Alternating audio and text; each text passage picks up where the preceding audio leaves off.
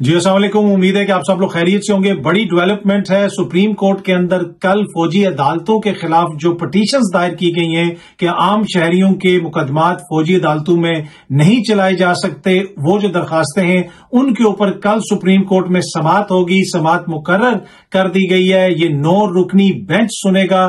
Supreme court کے chief justice صاحب کی سربراہی میں 9 رکنی بینچ میں جسٹس قاضی فائز عیسیٰ صاحب بھی شامل ہیں، اور یہ درخواستیں جو آئی ہوئی ہیں سپریم کورٹ کے اندر، اس میں اعتزاز احسن صاحب نے لطیف کھوسہ اور سلمان اکرم راجہ صاحب کے ذریعے غالباً ایک درخواست دی ہوئی ہے، ایک سول سوسائٹی کی درخواست بھی ہے، اور اس کے ساتھ ساتھ سابق جو چیف جسٹس ہیں جواد ایس خواجہ صاحب، ان کی درخواست بھی، ان کی پٹیشن بھی کل سامنے آئی تھی۔ تو یہ تمام پٹیشن جو ہیں ان کے اوپر ہیئرنگ ہوگی۔ یہ بڑا امپورٹنٹ مقدمہ ہے، اگر یہ کہا جائے کہ ہماری جوڈیشل ہسٹری کا حالیہ عرصے کا یہ ایک امپورٹنٹ مقدمہ ہے۔ اس میں جس طرح میں نے پہلے بھی عرض کی کہ 9 رکنی لارجر بینچ بنایا گیا ہے، جس میں جسٹس قاضی فائز عیسیٰ صاحب بھی شامل ہیں۔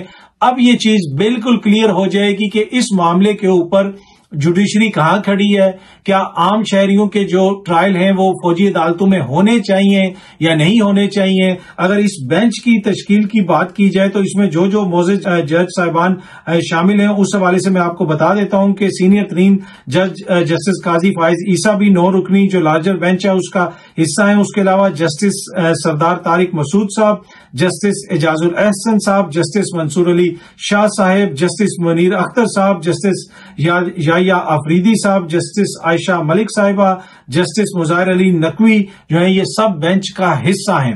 اب وہاں پہ بنیادی طور پہ مقدمہ یہ ہے، سابق چیف جسٹس جواد ایس خواجہ صاحب نے بھی اپنی پٹیشن میں کہا کہ جناب عام شہریوں کے وہاں پہ مقدمات نہیں چل سکتے، قانون کے اور انصاف کے جو تقاضے ہیں وہ پورے نہیں ہوں گے، فوجی عدالتیں جو ہیں وہاں پہ اس قسم کی ریپرزنٹیشن نہیں ہو سکتی، یہ ان کا مقدمہ ہے۔ اب اس قانونی نقطے کے اوپر وہاں پہ وکلا اپنے اپنے دلائل دیں گے اور پھر پتہ چلے گا کہ کون سا جج جو ہے وہ کہاں پہ کھڑا ہے۔ اکثر یہ کہا جا رہا تھا حالیہ عرصے میں کہ جی لارجر بینچ بنایا جائے، تمام ججز کو اس میں شامل کیا جائے، آلدو کہ اس میں تمام ججز کو شامل نہیں کیا گیا، لیکن وہ جج صاحبان جو چیف جسٹس صاحب سے لگا ایسے کہ ان کے کیمپ میں نہیں ہے، جو تفریق ہے اس میں وہ دوسری سائڈ پہ ان جج صاحبان کو بھی اس میں شامل کیا گیا ہے۔ تو اب یہ بالکل واضح ہو جائے گا کہ فوجی عدالتیں اور عام شہریوں کے مقدمات کیا فوجی عدالتوں میں چلائے جانے چاہیے یا نہیں چلائے جانے چاہیے۔ کل کے ریمارکس سے آپ کو چیزیں واضح ہوتی ہوئی نظر آ جائیں گی۔ جسٹس قاضی فائز عیسیٰ جن کی آج ہی تعیناتی کا نوٹیفیکیشن جاری کیا گیا ہے حکومت کی جانب سے، کہ اور وہ بھی بڑا انپریسیڈنٹڈ ہے کہ 3 مہینے پہلے وہ نوٹیفیکیشن جاری کر دیا گیا کہ وہ چیف جسٹس بن رہے ہیں جناب سپتمبر کے مہینے میں۔ تو اب یہ وہ بھی اس بینچ کا حصہ ہے، موجودہ چیف جسٹس اس بینچ کی سربراہی کریں گے۔ تو یہ بڑا امپورٹنٹ کیس ہے، آپ دیکھتے ہیں کہ کتنی دیر یہ چلتا ہے۔ اور پھر جو اس میں پٹیشنر ہیں، ایک تو دیکھیں اعتزاز احسن صاحب ہیں، اور پھر سابق چیف جسٹس خود اس میں پٹیشنر ہیں، اور ہو سکتا ہے کہ کیا پتا وہ بھی کل عدالت میں وہاں پہ موجود ہوں یا اپنے وکیل کے ذریعے اپنی ریپرزنٹیشن کریں۔ تو یہ بڑا امپورٹنٹ مقدمہ ہے، اور اب اس میں بالکل کلیئر ہو جائے گا کہ کس جج کی اس حوالے سے کیا رائے ہے۔ جو تقسیم نظر آئی ہمیں مختلف معاملات پہ، اس معاملے کے اوپر کتنی تقسیم ہے یا کتنی تقسیم نہیں ہے۔ ماضی میں فوجی عدالتوں کے حوالے سے جو فیصلے آئے اس میں جسٹس قاضی فائز عیسیٰ صاحب کا ایک اپنا پوائنٹ آف ویو تھا اور دیگر جج صاحبان کا بھی۔ تو اب یہ بھی بالکل کلیئر ہو جائے گا کہ کیا ابھی بھی اسی قسم کا پوائنٹ آف ویو ہے یا کوئی پوائنٹ آف ویو میں تبدیلی آئی ہے۔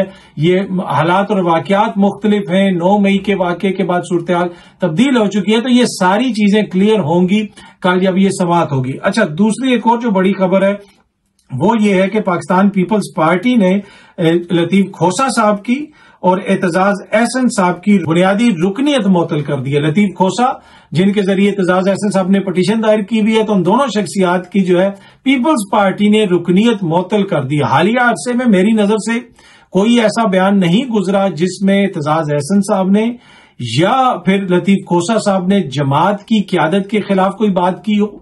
جماعت کی جو بنیادی فلسفی ہے، جو وہ یہ کہتے ہیں کہ آئین کی عملداری ہو، قانون کی حاکمیت ہو، جمہوری حقوق ہو، بنیادی جمہوری حقوق ہو، انسانی حقوق کا پاس ہو، اقلیتوں کو ان کے حقوق ملیں، کوئی بھی ایسی بنیادی چیز نہیں ہے ان کی فلسفی کی جس کے خلاف کوئی ان دونوں معزز شخصیات نے بیان دیا ہو۔ تو یہ بڑی حیرانگی کی بات ہے کہ پھر ان کی بنیادی رکنیت کیوں معطل کر دی، یا پھر جو ہے جو جماعت ہے اس نے اپنی فلسفی چینج کر لی ہے، उसके अंदर कोई तब्दीली आ गई और ये लोग वो तब्दीली समझने से कासिर रहे हैं और इस वजह से इनकी रुकनीत मुअत्तल की गई है। अब यकीनन जो शो कॉज नोटिस वगैरह आएगा उसके अंदर जो तफसीलात होंगी तो उससे भी चीजें क्लियर होंगी। शो कॉज नोटिस की बात हो तो तहरीके इंसाफ ने, जी हां जी, पाकिस्तान तहरीके इंसाफ ने भी परवेज खटक साहब को शो कॉज नोटिस जारी किया है। और शो कॉज नोटिस परवेज खटक साहब को इसलिए जारी किया गया है कि वो वहां पे जमात को तोड़ने की कोशिश कर रहे हैं। जी हां जी, जमात को तोड़ने की कोशिश कर रहे हैं। मैं आपको थोड़ा सा पढ़ के भी सुना देता हूं। परवेज खटक की जानिब से तहरीक इंसाफ के अरकान को जमात से अलहदगी की तरगीब दिलवाने का मामला। तहरीक इंसाफ ये कह रही है कि परवेज खटक वहां पे लोगों से लॉबी कर रहे हैं कि जनाब तहरीक इंसाफ को छोड़ दें, मेरे साथ आ जाएं। पाकिस्तान तहरीक इंसाफ ने परवेज खटक के खिलाफ जमाती सतह पर कार्रवाई का आगाज कर दिया।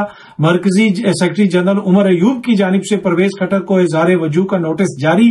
परवेज खटक से 7 रोज में जवाब तलब कर लिया गया। वो जो परवेज खटक साहब जमात छोड़ के जा रहे थे, जमात को तोड़ने की कोशिश कर रहे थे, इस नोटिस की वजह से उनका काम थोड़ा सा आसान हो जाएगा। वो कहेंगे जी मैं तो कुछ नहीं कर रहा था, अब मुझे ये नोटिस आया तो अब मैं जा रहा हूं। लेकिन पहले से उनके असद उमर साहब से भी राब्ते हैं और खुद भी मुख्तलिफ लोगों के साथ उनके राब्ते हैं। मीडिया भी इसको रिपोर्ट करता रहा, हमें भी जराए ये बताते रहे। जवाब तसल्ली बख्श न होने या इज़हार वजूह के नोटिस के जवाब से गुरेज पर कार्रवाई आगे बढ़ाने की तनबीह भी की गई है। अच्छा, ये जो उनको नोटिस शो कॉज नोटिस जारी किया गया है, ये जो सेक्रेटरी जनरल हैं नए उमर अयूब खान साहब, उनकी जानिब से जारी किया गया है। और इंग्लिश में भी मैं थोड़ा सा आपको पढ़ के सुना देता हूं। It has come to the notice of the party leadership that you are contacting party members and inciting them to leave the party. Inciting them के उनको आप इश्तियाल दिला रहे हैं कि जनाब जमात को छोड़ दें। रादर ये भी हो सकता था कि इंटाइस कर रहे हैं कि उनको छोड़ दें, पर एनीवे कि आप उनको पार्टी छोड़ने पे कह रहे हैं। In the view of these reported activities you are here bye called to explain your self in writing with in 7 days। तो ये जनाब शो कॉज नोटिस आ गया है परवेज खटक साहब को भी, और वो जो जमात से लोगों को तोड़ने की कोशिश कर रहे थे उसकी वजह से, और जो आपने खबरें सुनी कि वहां पे जमात के अंदर एक नया धड़ा बनाने की कोशिश की जा रही है, क्योंकि वोट बैंक नहीं टूट रहा। वहां पे वोट तो अभी भी पीटीआई का ही है, वोट अभी भी बल्ले का है।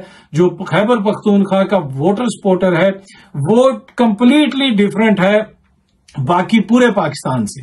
खैबर पख्तूनख्वा ने इमरान खान को ऑन किया है, उस तरीके से ऑन किया है जैसे किसी ने नहीं किया।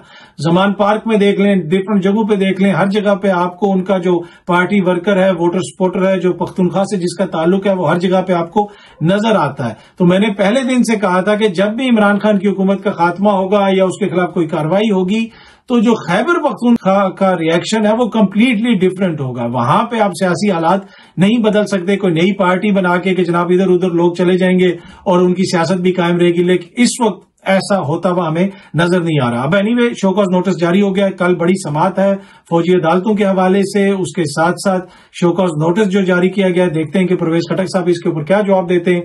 उम्मीद है कि ये वीडियो आपको पसंद आई होगी। बहुत जल्द आपसे दोबारा मुलाकात होगी। Thank you so much.